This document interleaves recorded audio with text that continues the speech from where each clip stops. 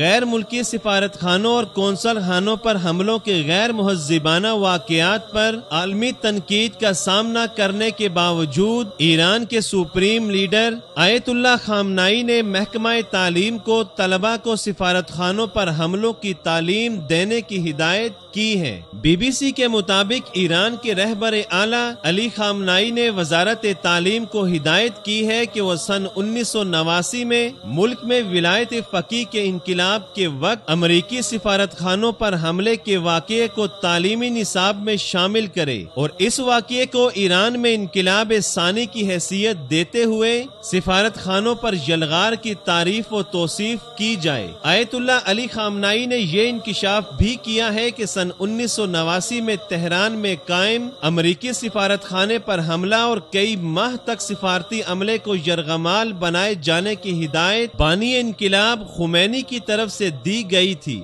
امریکی سفارت خانے پر یلغار کے واقعے نے ایران میں متشدد طبقے کے لیے ایک نیا اصول متعین کر دیا، جس پر چلتے ہوئے انہوں نے برطانیہ اور سعودی عرب سمیت کئی دوسرے ملکوں کے سفارت خانوں، قونصل خانوں اور نمائندہ دفاتر پر بھی حملے کیے۔ اگرچہ ایرانی حکومت میں شامل عہدیدار ماضی میں بھی تہران میں سفارت خانوں پر حملوں کی تصدیق کرتے رہے ہیں، بعض نے ان واقعات پر شرمساری کا اظہار بھی کیا اور دعویٰ کیا کہ سفارت خانوں پر حملے غیر منظم تھے، مگر خامنائی کے دعوے نے ان حملوں کے غیر منظم ہونے کے دعووں کی کلئی کھول دی ہے۔ دسمبر 2015 میں امریکی کانگریس نے ایک مسودہ قانون کی منظوری دی تھی، جس میں سن 1989 سے 1981 کے دوران 444 دن تک امریکی سفارتی عملے کے 53 اہلکاروں کو فی کس $10,000 ہرجانہ ادا کرنے کا مطالبہ کیا گیا تھا۔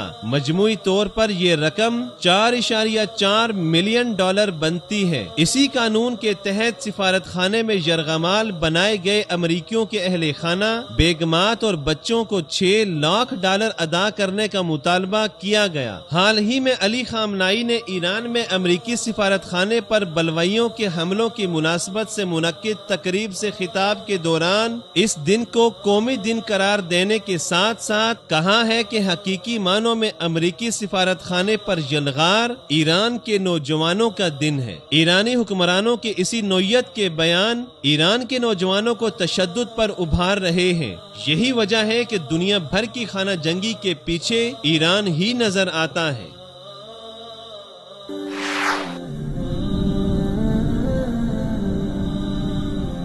وصال اردو،